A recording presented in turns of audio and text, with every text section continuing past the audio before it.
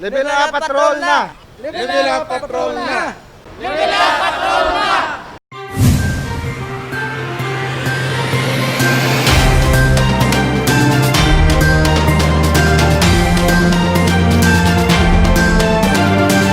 Curfew hours para sa mga minor de edad ang igabalik sa alas 8 sa gabi, tubtob alas 4 sa kaagahon.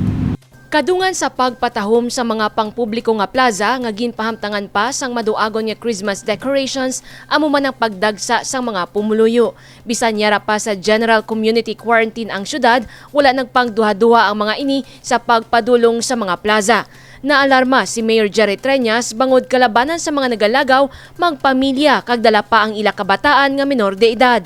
Gani kahapon, pasado na sa Iloilo City Council ang pag-amyenda sa Regulation Ordinance No. 2006-020 o kunang Comprehensive Ordinance nga nagadumili sa mga minor sa paglagaw o kung pagliho-liho sa Iloilo City nga naglapas sa curfew hours.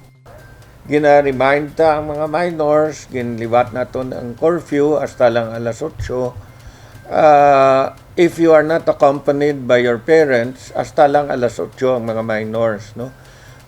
We know nga binudlayan ang tanan during this pandemic, but we have to make sure nga everyone is safe because especially sa minors, vulnerable sector of society. Kung sang una alas 10 sa gabi tubtob alas 4 sa kaagahon ng curfew, mangin alas 8 sa gabi tubtob alas 4 sa kaagahon na ang bago nga curfew hours para sa mga minor.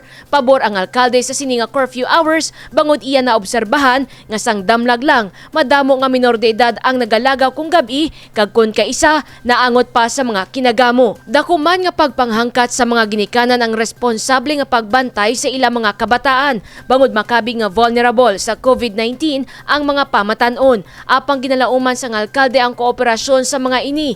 Nakigangot naman ang lokal nga panguluhan sa Iloilo City Police Office, Department of Social Welfare and Development Office, kag compliance officers agod sa istrikto nga pagpatuman sang mga layi. Jennifer Garcia Hernandez para sa Level Up Patrol. Uswag Rolling Store nagsugod na sa pagbaligya sa mga district plaza sa syudad sang Iloilo. Sa porsyon nga inisang Molo Plaza, nagplastar sang ilang mga baligya sanday Maria Elma kag Mildred.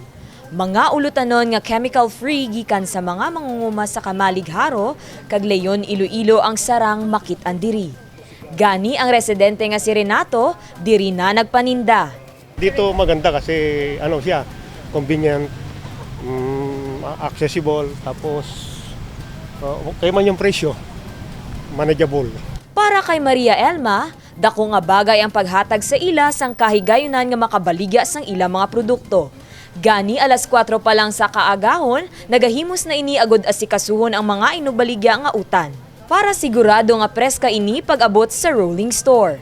Nagapasalamat gid kami sa aton nga halangdon nga mayor, kay Mayor Jerry Triñas, kay gingaan niya kami sang Uswag Rolling Market nga para nga makilala man ang amon produkto sa Kamalig kag mabuliga man namon ang pumuluyo sa syudad sang Iloilo sa mabarato lang nga presyo. Kaupod sang Iloilo City Government sa pagpatigayon sang Uswag Rolling Store ang Department of Agriculture. Ang mangunguma nga si Manang Mildred gikan sa Leon ang nagbaligya man sang iya produkto. Dako nga bulig man sa iya agod maka-income. Siyempre, bakal kang kinanglanon. Kung tanan-tanan gid.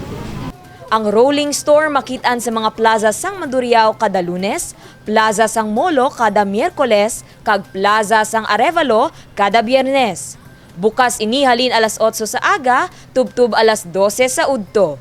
Ini ang inisyatibo sang alkalde agod mabuligan ang mga mangunguma sa syudad kag may mabakal nga mga ulutanon ang pumuluyo sa mas barato nga presyo. Iloilo City Sports Academy Arnis Team libre nga nagahatag sang training sa mga kabataan. Lunes sang hapon kun magkilit-anay sa La Paz Plaza ang mga pamatanon nga ini. Kabahin sila sang Iloilo City Sports Academy Arnis Team. Isa ang arnis sa non-contact sports nga ginpahanugutan na nga makapatigayon. Kinahanglan lang magasunod sa mga protokol nga ginpagwa sang National Interagency Task Force. So may ara kami program subong safe sporting. Kasi ang kabataan need nila yung makampang na. So ginapamatamat natin sila provided may ara lang kita ng mga protocols na ginahimo para sa ila. So that's why na-created as yung safe sporting program, which is S stands for strictly gid nga dapat kita observe good protocol while training. So i-avoid naton ang contacts bala, transmission, mga even though mga fist bump bala hindi pwede na wala kita touching, mas na as 1 meter to 2 meters kitang distance. Then avoid naton ang kwan. Ang kwan naton ang F stands for dapat face mask gid. Face mask gid kita. Kag ang E stands for eliminate naton ang mga sharing of equipments para nga at least wala sing transmission nga matabo dira. Sa subong, mga non-contact sport lang anay ang ginpahanugutan. Nahibaluan nagsugod na ang lawn tennis, samtang magasunod naman ang table tennis. Inuna naton sa lawn tennis.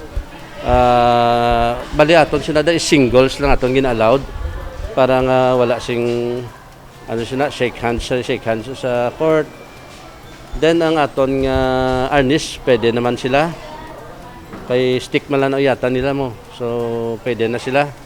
Nakatag na construction. Actually ara na kami subong sa Plaza La Paz. Damo na kabataan nagabalik. Samtang, ang ball games naman parehos ang basketball, volleyball kag football ang ginadumilian anay. Kasubong man sang boxing. Ang ball games kinatun naton kay ang under sa policies ang IATF dogin allowed Manila provided ang drills lang bala. Ang basketball naton is shooting lang. Then ang aton nga football do kicking the ball lang bala, pasa-pasa lang.